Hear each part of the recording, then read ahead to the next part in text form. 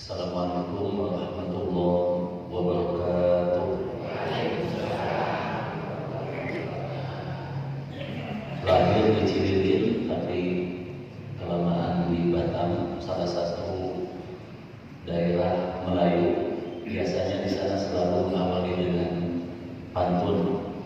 Ya, jadi di sana sudah menjadi satu kebiasaan. Mandi air hangat di waktu malam, jangan lupa pergi mengaji. Yang semangat menjawab salam, insya Allah naik haji. Assalamualaikum warahmatullahi wabarakatuh. Alhamdulillahilladzi hadina bayanil mahir rasyad amada arbaban nuha wa rusama syamsal bayani fi suduril ulama fa absuru mujizatal Qur'an wa lihatam lisatil burhan wa syaidu matari al anwari wa martawat alaihi min asrari fanazahul qurba fil yadihi wa awradul fikra ala yadihi thumma salatullahi matarannama hadiya syukur an safi'atil imam ala nabiyil habibil hadiyah jadi kulina tiqil bidodi muhammadin as-sayyid khalqillah al-arabi tahir al-awwal wa salli ala nuril anwar wasilil asrar wa yaqil al-yar wa miftahil babil yasar sayyidina wa maulana muhammadin al-mukhtar wa al-abhar wa sabil akhiran dan namillahi wa qadari ma'ana baqiyati sahabat dawil tuqa wal fadli wal inabah ma'aka fawqal wa al-quran muntaqiyan li hadratil ilahi yang maksudi wa ridha matlubi mahabbataka wa ma'rifata al-mukarramun wal mutarramun para alim, para ulama, guru-guru kami, sepuh ini sepuh tokoh masyarakat dan seluruh jemaah yang mohon maaf tidak bisa kami sebutkan satu persatu nama pangkat dan jabatannya. Yang terpenting insyaallah semua yang hadir saat ini disaksikan oleh para malaikat Allah adalah para ahli surganya Allah, amin ya Allah rabbal alamin. Segala puji hanyalah milik Allah yang telah menghadirkan hamba-hambanya yang mulia, para pejuang Allah, para pejuang Rasulullah, berbicara tentang perjuangan dari 5 waktu sholat yang paling hebat, paling dahsyat, mendatangkan energi positif untuk kesehatan lahiriah kita dan untuk kesehatan batiniah kita adalah sholat subuh. Seorang peneliti dari Barat bernama Dr. Kufar, orang yang istiqomah sholat subuh padahal beliau bukan orang Islam, berbicara tentang orang Barat, mereka itu ilmiah, jadi ilmu amaliyah, amal ilmiah, betul-betul diteliti betapa hebatnya Islam, betapa luar biasanya Islam, sehingga salah satu sholat yang kalau diberjamaahkan itu akan mendatangkan energi perubahan bukan hanya untuk diri kita, bahkan kata beliau itu akan mendatangkan gelombang perubahan dalam kehidupan masyarakat. Salah satunya adalah sholat subuh. Ini sholat subuh ini sangat dahsyat, sehingga dulu kami diwasiatkan oleh Bapak, jadi Bapak Ustadz itu tentara dulu di Siliwangi beliau. Jadi kalau hidup ingin sukses, salah satunya kuncinya kudu cileun ketel kucing. Ya Pak ya. Jadi kudu cileun ketel kucing. Jangan kebanyakan hidup dan jangan kebanyakan makan. Alhamdulillah kurang lebih 2 tahun yang lalu kita belajar untuk riyadhah di Abuya Munfasir. Kita belajar puasa ibu-ibu. Jadi puasa di sana 11 hari ikut, peserta 70 orang dan berakhir mungkin 5 atau 6 orang. Karena sahurnya itu 11 hari tidak masuk ke perut kita 1 biji nasi pun. Kita bukanya adalah air putih, kemudian nanti sahurnya air putih. Itu bagi kami merupakan satu hal yang sangat luar biasa, karena Abuya mendidik satu kesuksesan hidup berawal daripada kesucian perut. Kenapa dunia ini rusak? Salah satu yang menyebabkan rusaknya kehidupan manusia di dunia adalah sembarangan memasukkan makanan ke perut. Sembarangan itu bukan masalah makanannya, tapi itu makanan subhat, makanan haram itu bisa memberikan efek negatif dalam kehidupan, sehingga manusia tidak bisa lagi bicara dengan jelas mana halal mana haram. Alhamdulillah 23 tahun di Batam kita merancang satu pondok pesantren, karena kami dulu pernah belajar juga di Mangunjaya. Wahoyan itu mungkin sahabat Bapak dulu, ya. Jadi salah satu keajaiban daripada mengosongkan perut dari perkara subhat, apalagi yang haram, Allah akan berikan kepada kita kecerdasan intelektual dan kecerdasan rohani. Sebab di dalam ilmu informatika ada bahasa GIGO, garbage in, garbage out.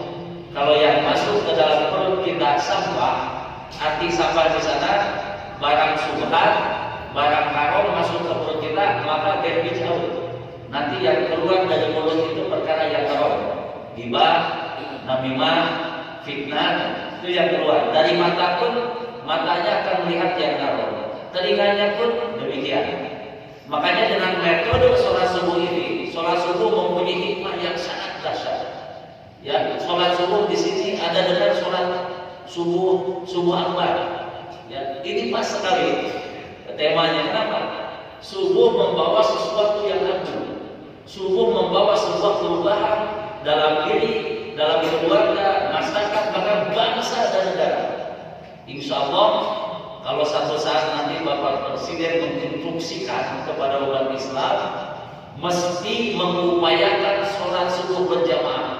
Negara kita yang subur, makmur, gemah, limpah, berjinawi ini Pak, tidak ada tandingnya. Alhamdulillah, Al-Fakir, kami yang masih bodoh ini, yang banyak kekurangan, ditakdirkan Allah untuk juga bisa berkeliling Pak.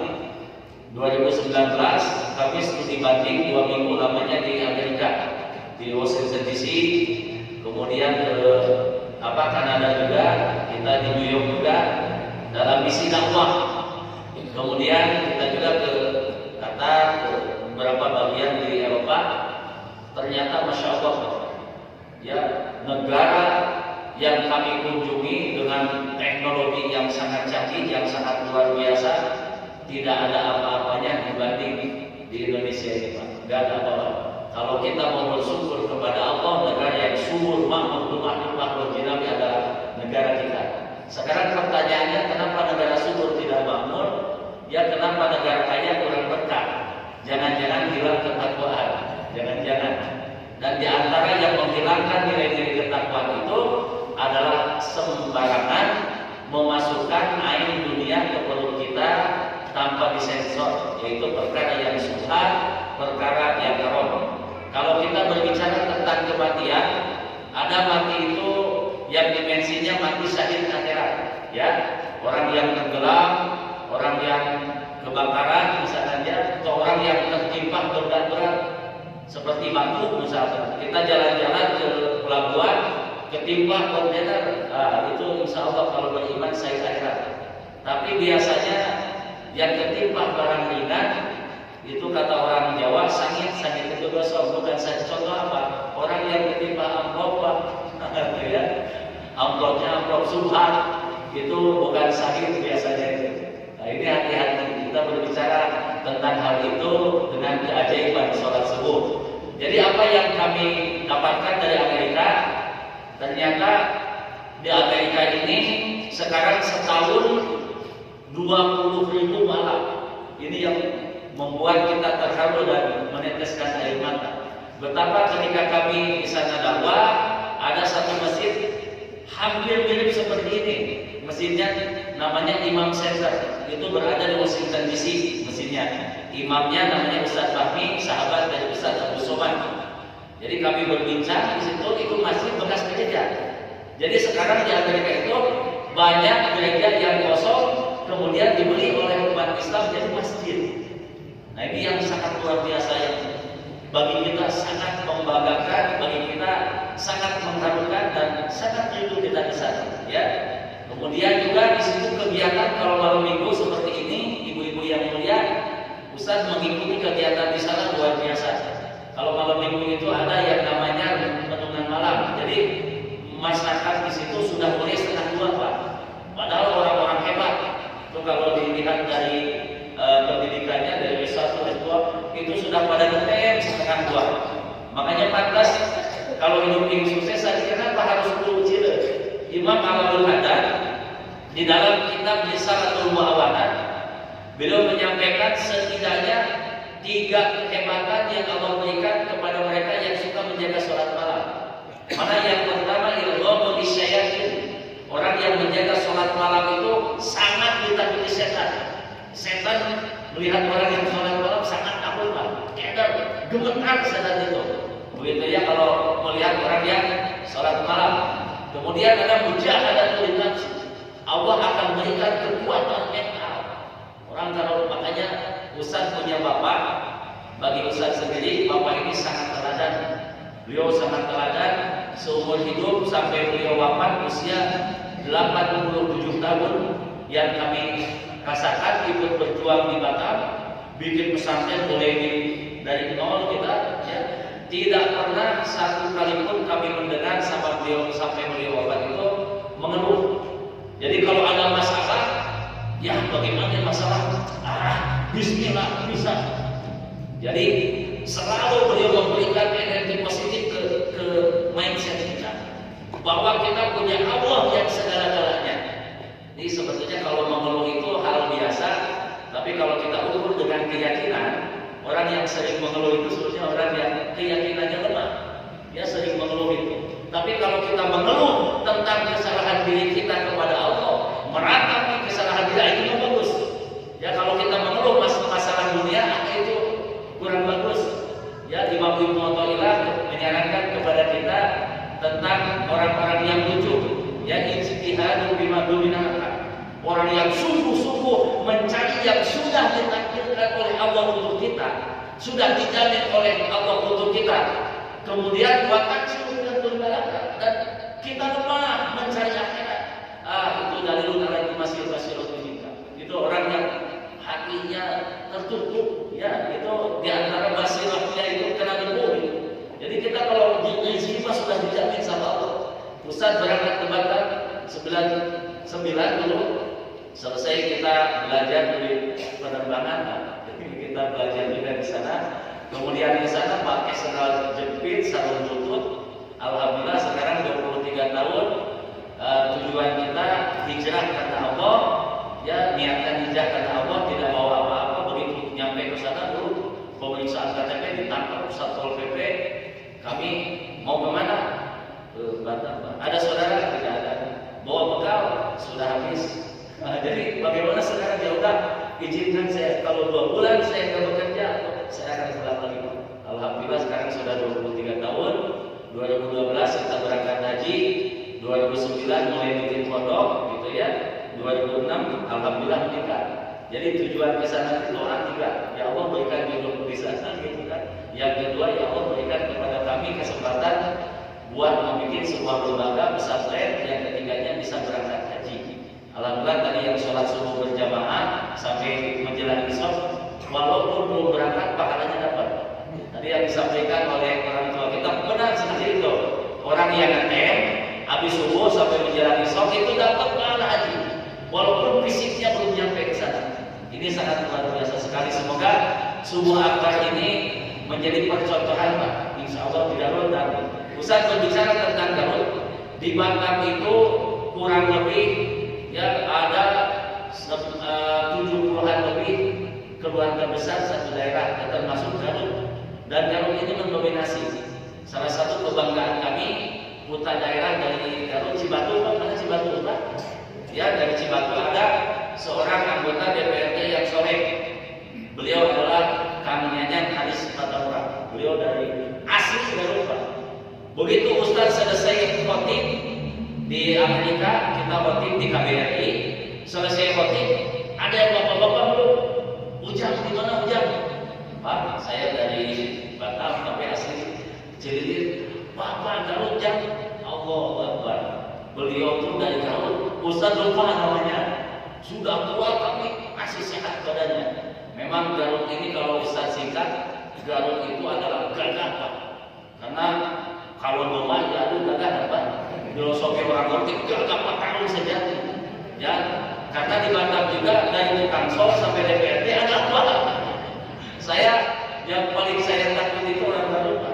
Kenapa? Suka menjos kaki orang Garut. Itu sepatu safety yang ada besinya saja bisa bolong sama orang Garut. Makanya kami paling gak berani sama orang Garut. Yang kedua, filosofi Garut itu dodol dari Garut kan Pak? Orang Garut itu suka silaturahmi Pak, suka silaturahmi. Makanya orang Garut sama orang Cibirin CS sama-sama manisnya kan Pak ya. Orang Garut kan dodol manis ya Pak. Nah saya juga orang Cibirin manis insya Allah. Jadi sama-sama manisnya kan. Itu ada wajah sebab, ada perusahaan. Sudah makanya manis itu adalah filosofi akhlak yang baik. Kemudian jeruk katanya ya, jeruk dan jeruk. Cuma sekarang sudah hijrah ke Kalimantan. Ya katanya hijrah ke Kalimantan jeruk jadi manis juga Pak. Luar biasa. Jadi gagahnya diwakili domba, kemudian suka silaturahimnya diwakili dodol. Hanya kata Raja Ali Haji, seorang pujangga di Tanah Melayu menuliskan, carilah oleh sahabat yang jadi obat. Bagi Ustaz, sahabat-sahabat kami dari Garut ada di sini, ada daerah Karawang saja Pak. Wah, Ustaz ngaji, tiba ada ceker bisa Pak. Wah, kacaunya ya, begitu Ustaz tanya kamu dari mana? Karawang. Ternyata ngajinya pintar. Ya, badannya dia banyak tato masih bisa heran. Kita Pak, wah ini luar biasa ini dari Karawang. Katanya kalau nanti ke Garut ngaji di sana siapa? Ini sahabat kami kemana-mana beliau jadi panglima kami Pak. Ada orangnya, tapi kalau sudah berhadapan dengan sajadah, beliau menetes air matanya. Mungkin kalau kemarin katakan beliau lebih hebat dari kami Pak. Karena apa? Ya beliau tobat, preman tobat ya, subhanallah. Ini sahabat kami yang mulia kemana-mana, pusat ke Dumeng, kemana ke ini, beliau selalu ikut. Tadinya mau ikut ke sini, cuma belum ke bawah karena memang di Batam sekarang mohon doanya lagi agak aneh Pak. Kami punya satu tempat namanya Bukit Bismillah. Itu Bukit Bismillah tetesan air mata kita membeli tanah untuk pesantren selanjutnya. Alhamdulillah kami bisa membeli dengan uang sendiri jamaah majelis zikir, tapi itu 24 hektar. Dan yang 24 hektar itu sekarang kenapa? Dan belum jelas diganti apa enggaknya. Ya untuk sebuah perusahaan dari Cina, perusahaan kaca katanya. Tapi ya kami tawakal aja sama Allah. Kata kami ya Allah, hambamu ini yang fakir yang tidak punya apa-apa, tidak punya duit, ingin bikin pesantren di sini. Mereka mau bikin pabrik kaca. Kalau memang ada manfaatnya pesantren kami berikan kekuatan kepada kami untuk mempertahankan hak kami. Karena kami di situ bersama orang-orang Melayu yang hidup sudah dari tahun 1834. Jadi tidak bisa dihilangkan kebudayaan mereka. Ya pun kalaupun mungkin dipindahkan harus berkeadilan. Ustaz ingat di Amerika ini ada satu hukum yang memang di tengah masyarakat patut jadi contoh. Contoh begini Pak. Di sana hukum bukan hanya beri kemanusiaan, beri kehewanan saja, mancing. Itu kalau kita mancing ikan di Amerika Pak, dapat ikan yang kecil yang belum layak dikonsumsi.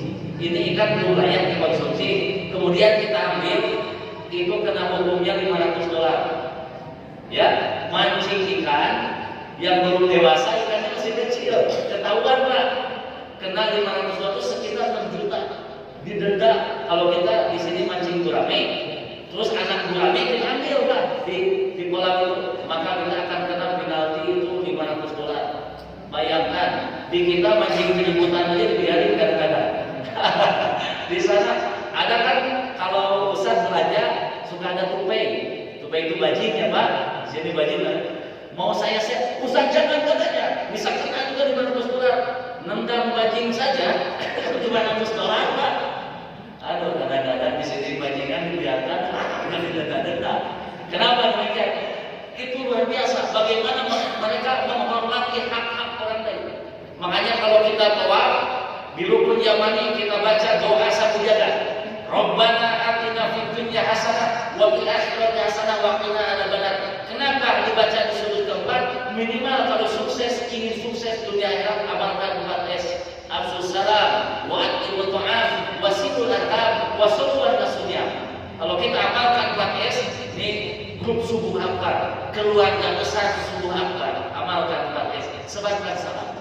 Makna salam di situ ada asma Allah, ya salam, selamatkan.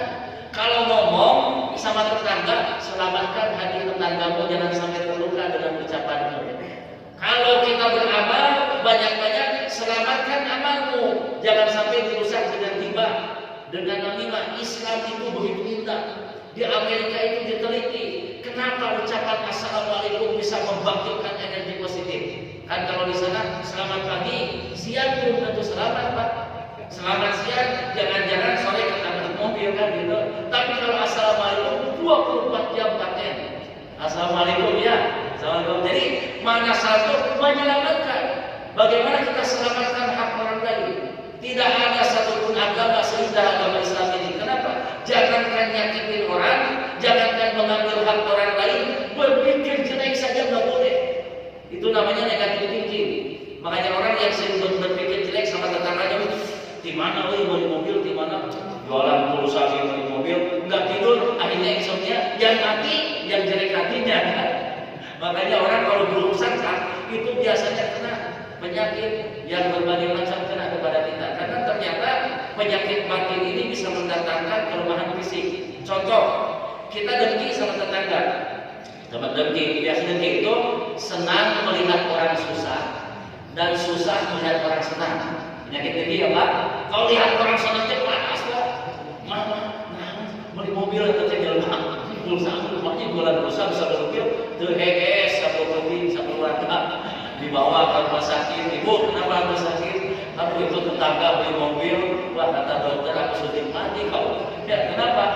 Penyakit batin akhirnya nggak bisa tidur, makan tidak enak, tidur tidak nyenyak, alamat 70% dia rontok kesehatannya.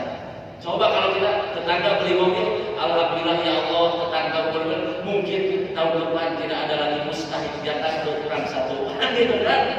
Datang bawa masakan, Bu, saya dengar ibu beli mobil, saya masak. Apa kata si ibu yang punya mobil itu? Alhamdulillah ibu, suami saya dapat rezeki dari Allah. Ibu bawa makanan, jangan dimakan di sini. Ayo naik ke mobil saya, nanti kita makan di Cibatu di sana buat ya, kan enak. Ya kan begitu. Ini yang paling dosa sudah miskin, buruk sangka, jelek, penyakitan lagi. Ya Allah, ada malaikat di manusia panggil mati kan gitu ya. Makanya Ustaz punya bapak, Ustaz balik lagi ke bapak. Bapak itu pernah difitnah habis-habisan sampai ketika mau meninggalnya orang itu setruk Pak. Setruk, bapak yang nunggu sampai beliau wafat, bapak yang mandikan, bapak yang melatih, yang masukkan ke tubuh juga nggak ada dendam beliau. Hebat, dihina habis-habisan tapi nggak pernah dendam, selalu aja orangnya. Makanya sehat. Usia 87 tahun masih bisa ngaku, masih bisa nyemen. Kenapa? Karena kolbunya sehat. Ini yang paling penting dari subuh akbar ini, hasilkanlah kesucian jiwa kita. Kesucian jiwa. Kenapa? Ketika kita sujud, nah sujud itu anggota sujud 7. Sab'ata a'dha'in termasuk kening. Jabhat tubuh maksubatan. Kening ini mesti terbuka. Ya, kemudian 2 telapak tangan, kemudian 2 dengkul dan ujung jari kaki mesti ditekuk. Jadi 7. Kenapa? Kalau sujudnya benar, kita akan mampu ya untuk menundukkan 7 sifat yang jelek yang ada di sini. Ini adalah nafsu amarah sini ya. Bagian latifah nafs ada 7. 1 mana? Mufrun pelit. Orang yang sujudnya benar pasti nggak pelit. Model di masjid yang mulia ini. Katanya Ustaz dengar kalau habis ngaji ada mamam, katanya enggak. Luar biasa di sini. Nah itu termasuk tadi atribut to'am, termasuk tanda ahli surga suka berbagi makanan. Insya Allah ini ahli surga semua ya. Nah itu kan atribut to'am. Kemudian yang kedua kibrun sombong, yang ketiga hasadun dengki, yang keempat hirsun tamak, yang kelima jahdun bodoh nggak mau ngaji, yang keenamnya syahwat pun mengubah syahwat, yang ketujuh bodoh pun pemarah. Jadi kalau kita sujudnya betul, berarti kolbu kita. Nah ini ada di sini ada latifah juga, ada latifah siri, mengintervensi latifah nafsi. Berarti kepala ini suka orang kalau sombong sombong disebutnya besar kepala. Tapi kalau sujudnya benar, maka kecerdasan intelektual kita akan dikendalikan oleh kecerdasan spiritual kita. Kehidupan akan berjalan sesuai dengan keinginan. Maksudnya akan mendatangkan ketentraman. Khairun nas anfa'uhum linnas. Sebaik-baiknya manusia yang bermanfaat untuk orang lain. Kenapa? Karena kecerdasan ini dikuasai kecerdasan ini. Ustaz, setahun yang lalu kita silaturahim ke Baduy, ketemu sama sesepuh Baduy. Kan kita kesana nggak pakai senal, jalan 7 jam lebih. Begitu nyampe, beliau pegang dengkul, sorot matanya tajam. Jam, gimana jam? Kata, mana yang tukang dakwah ya? Woi, tahu dari mana ya? Mana yang tukang dakwah? Hati-hati kamu ya. Jadi kalau bahasa kita, cing hati-hati mana yang jadi tukang dakwah. Iya, jadi iya belum. Berarti kecerdasan intelektual dengan spiritual mesti lurus. Apa yang ada di dalam hatimu ucapkan. Engkau jangan jadi pendakwah suka membohongi hatimu. Ini wasiatnya singkat tapi mengena sampai saat ini. Bagi kami luar biasa. Si Mumun itu luar biasa. Terima kasih Mumun, Pak Mumun. Ya, ini tajam sekali. Kenapa? Karena wasiat singkat itu berakar dari keikhlasan. Dia sebagai orang tua mungkin menasihati anaknya nih, cing lompong yang ini, segitu aja kan. Harus lurus antara kening dengan kolbumu. Subhanallah, sangat luar biasa ya. Kadang-kadang kan bengkok juga, pemikiran itu yang menjadi rusak. Kedua al-mutu'am, berbagi makanan. Alhamdulillah kami sering silaturahim ke Suryalaya. Kalau di Suryalaya kan tiap pagi subuh model gini. Mama siapapun, kami diwasiatkan apa? Dan kalau bikin pesantren jangan sampai dapur pesantren padam. Maksudnya apa? Mane boga haul pempadun.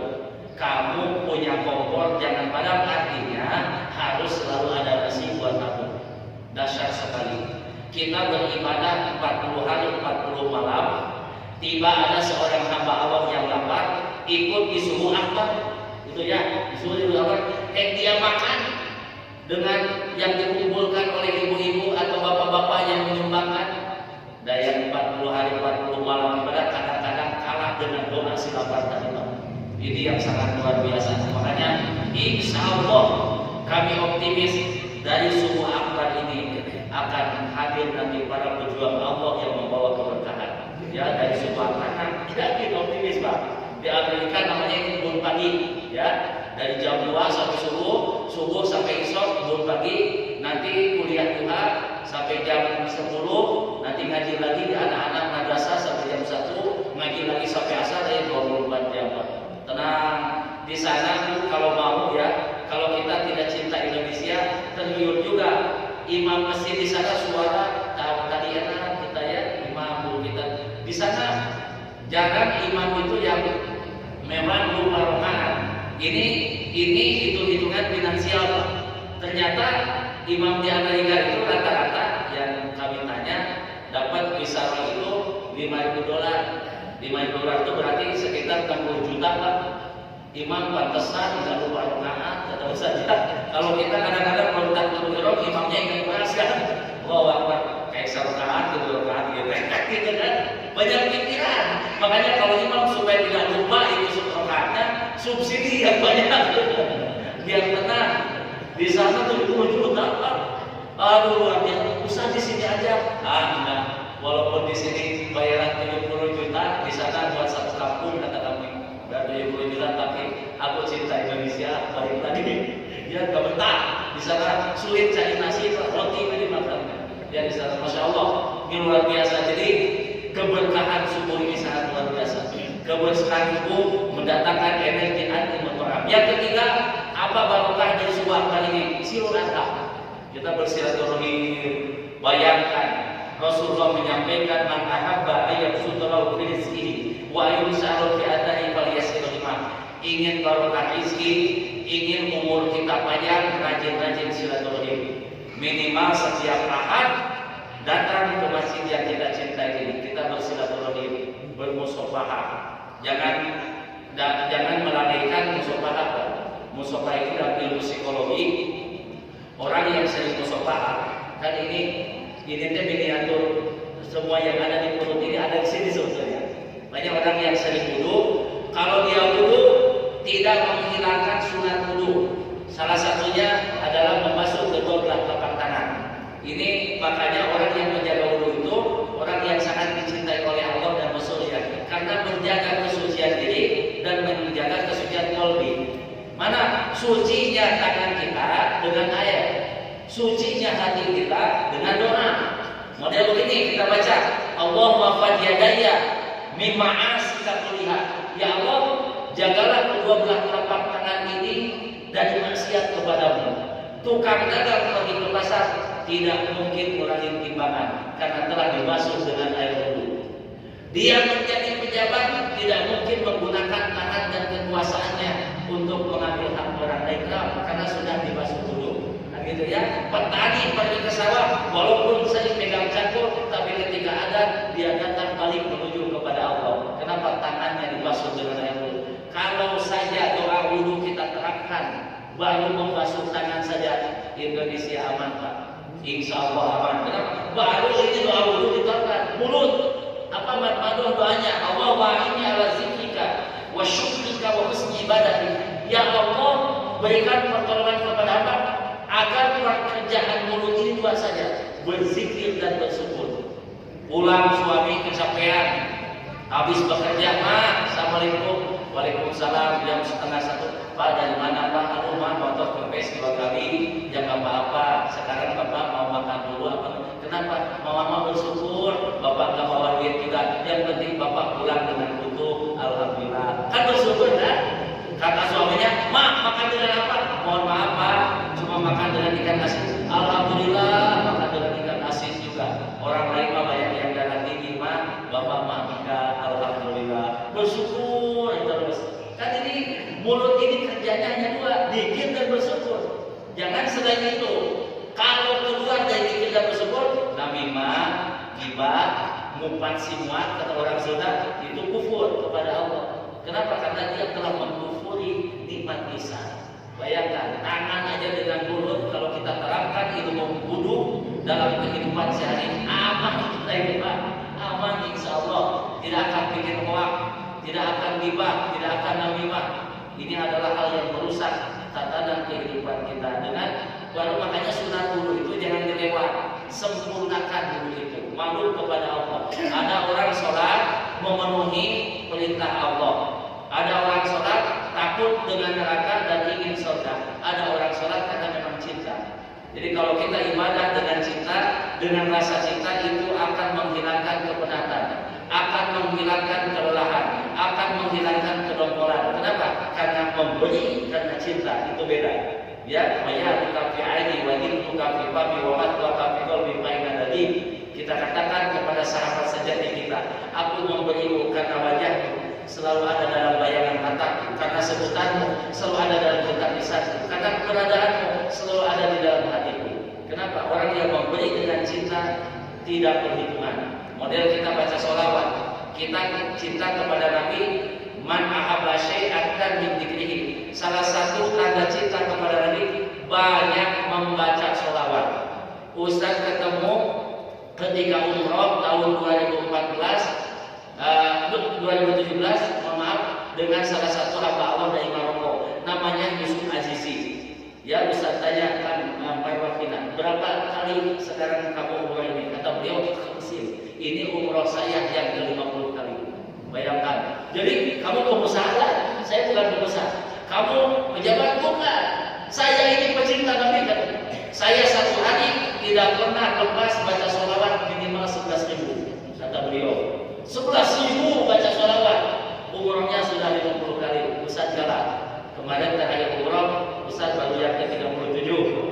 Dan itu gratis Pak. Dipaksa terus sama jemaah. Ayo berangkat Pak. Aduh bagaimana ya? Gratis. Oh siap itu gratis Pak. Siapa yang sudah gratis? Siapa? Gitu ya. Setahun 3 kali, 4 kali. Sekarang kan sudah banyak santri, jadi diatur saja. Tapi itu barokah. Barokah sholawat, barokah bismillah. Ibu kalau pengen cepat ke Mekah, tiap habis sholat 5 waktu baca sholawat Nariyah 11, baca bismillahnya 11. Bismillahirrahmanirrahim. Sampai masuk ke kolbu jangan dilisan, tapi sampai ke alam siri, ya jasad, kolbu, fuad, siri. Baca bismillahnya sampai tembus ke kolbu. Kita rasakan kasih sayang Allah yang selama 24 jam. Kita baca sholawat, kita rasakan kasih sayang Rasulullah selama beliau hidup, tidak pernah satu hembusan nafas pun tanpa ingat kepada umatnya. Tidak ada di dunia ini manusia yang sangat cinta kepada umatnya kecuali Rasulullah. Sampai beliau mau wafat, yang bersandar, ya di Siti Aisyah, ummati itu yang disebut. Manusia pertama dibangkitkan dari alam barzakh, di alam barat adalah Rasulullah. Saat itu beliau tidak bertanya keluarga, nggak bertanya harta pangkat jabatan, yang ditanya umatnya. Makanya begitu dahsyatnya cinta Rasulullah kepada kita. Kebangetan kalau sedikit baca sholawat. Apalagi sekarang kita sudah memasuki bulan Maulid. Ini tolong, ayo perbanyak kita baca sholawat kepada Rasulullah Sallallahu Alaihi Wasallam. Kami ngaji santri dari 24 jam itu disisihkan berapa jam untuk baca sholawat. Kita bangun dari jam 2:30, mandi, kemudian sholat semua, baca sholawat. Nah, ngaji kitab lagi, nanti subuh baca sholawat lagi, gitu. Selalu awalnya dengan baca sholawat. Insya Allah, karena Ustaz testimoni Pak, Ustaz rasakan keajaiban, kedahsyatan sholawat Maria. Tapi istiqomah, jangan baca hari ini, minggu depan kayak umroh, kacau itu. Kacau. Di Ustaz saya nggak berangkat, baru seminggu bacanya juga. Ustaz sudah berapa tahun baca sholawat Maria? Saya sudah 37 tahun baca sholawat. Saya baca bismillah sudah 37 tahun juga. Dapat ijazah bismillah. Sederhana tapi luar biasa. Amalkan bismillah itu. Kalau kita gali kalimat bismillah itu, masya Allah. Orang Melayu mengatakan dalam bismillah ada sarana 4. Syariat, tarekat, hakikat, marifat bisa bersatu dalam khalwat yang rasanya nikmat tiada tersurat. Itu kata orang Melayu. Dasar bismillah. Jangan anggap sepele baca bismillah itu. Mama Siron yang dicilingin di sana di Jambaran, kalau ngaji kepanasan, beliau bertenang, aduh panas, karunya jamaah bismillahirrahmanirrahim, digeser awannya sama telunjuk Pak, sakit amat telunjuknya, udah saya pakai HP, pakai WhatsApp, jadi telunjuknya ini nggak ada naungannya lagi. Dulu kiai kan kalau baca doa lagi hujan, berhenti hujannya. Sekarang membaca doa jadi banjir. Ya, kenapa? Jangan-jangan telunjuknya sering pakai WA. Ya, aduh ini Pak, rusak Pak. Generasi yang paling sulit Ustaz kendalikan, generasi sisa HP. Banyak santri kami yang sudah kecanduan HP sampai matanya itu juli begini. Ya, karena ibunya, bapaknya tidak sayang sama anaknya. Jadi ibu sama bapak yang suka kasih HP kepada anak yang di bawah umur, itu sebetulnya telah membunuh sensor motorik si anak itu. Hati-hati, gadget ini berbahaya Pak. Apalagi sudah ada game online, sudah ada macam-macam, rusak generasi kita dengan benda mati itu. Ya, HP ini wasilah. Kalau kita ngerti menggunakannya, insya Allah manfaat Pak. Juru ngaji, ngajak ngaji. Tapi kalau HP kita gunakan hanya untuk kesenangan diri pribadi, hanya untuk game dan lain sebagainya, siap-siap. 20 tahun yang akan datang kita akan kehilangan generasi terbaik kita gara-gara dirusak oleh HP, gadget itu. Masya Allah, Ustaz yang paling prihatin ketika anak apa? Kecanduan HP itu seperti kecanduan narkoba, zat adiktif, psikotropika itu juga bisa kecanduan. Ternyata HP lebih dahsyat lagi. Ya makanya bangun HP, yang dicari HP. Coba kalau kita bangun sholawat, ya Al-Quran, bukan tidak boleh. Awas, Islam tidak menolak kemajuan. Yang ditolak oleh Islam kebablasan. Sekali lagi Ustaz sampaikan, Islam tidak menolak kemajuan. Yang ditolak oleh Islam kebablasan. Yang tidak boleh kebablasan, ya silul arham. Yang terakhir yang akan membuat kita bahagia dunia akhirat adalah wasallu wan nasiyam. Kalau kita ingin bangkit menjadi sebuah bangsa yang punya peradaban, punya dedikasi, maka generasi nanti untuk setiap malam bangun di sepertiga malam. Insya Allah. Ini belum tidur nih Pak, belum tidur. Tapi insya Allah kalau Mas, yang penting ada kopi.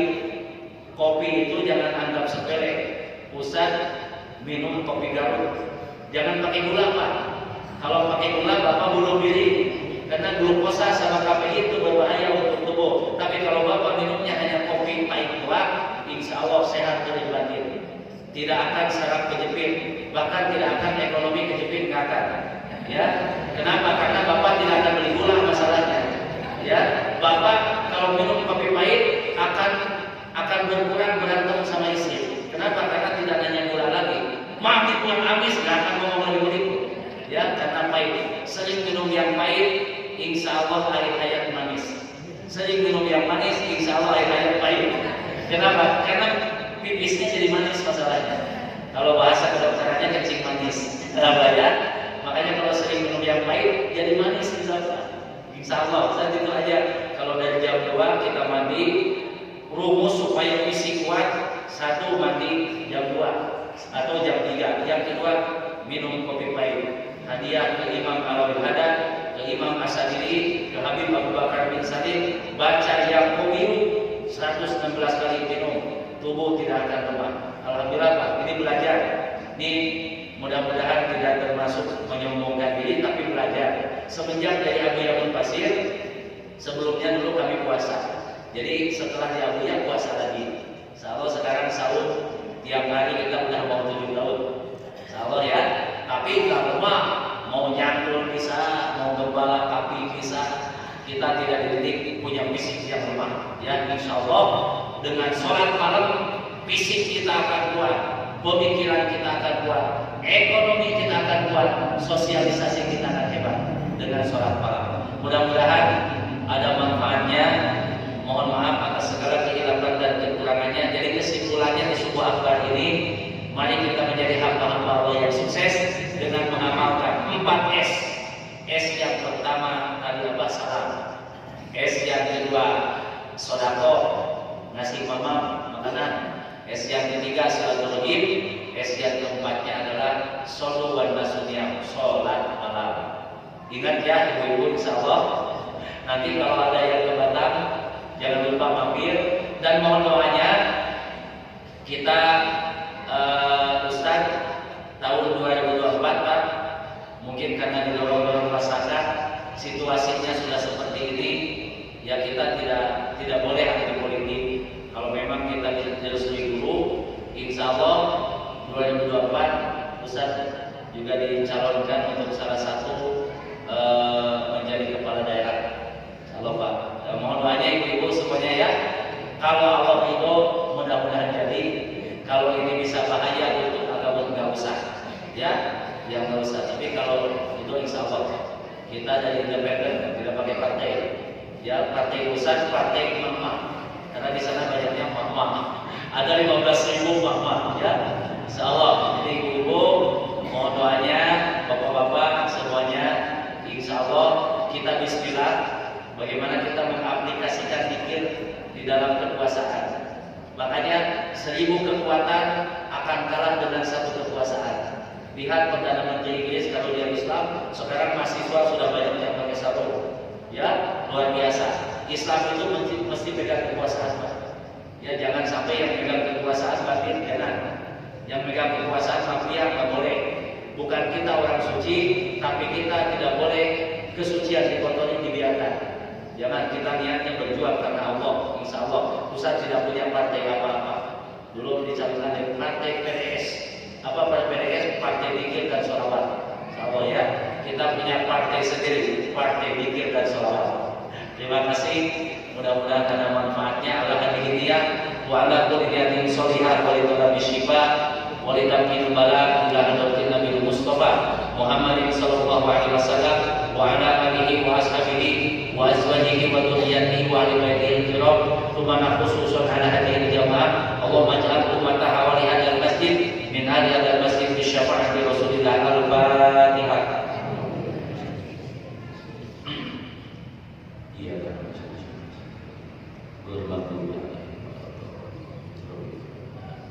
kita sama-sama duduk dengan salawat. Allahumma sholli sholatan kamilatan wa sallim salaman taman ala sayyidina Muhammadin alladhi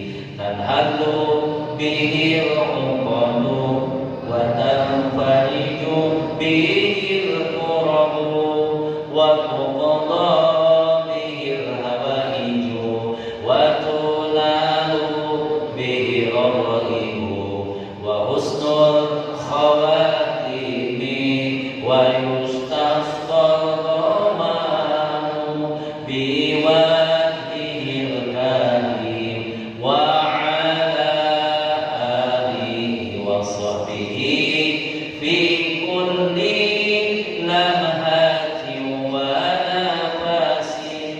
wa nafasin bi'adadi kulli ma'lumillah.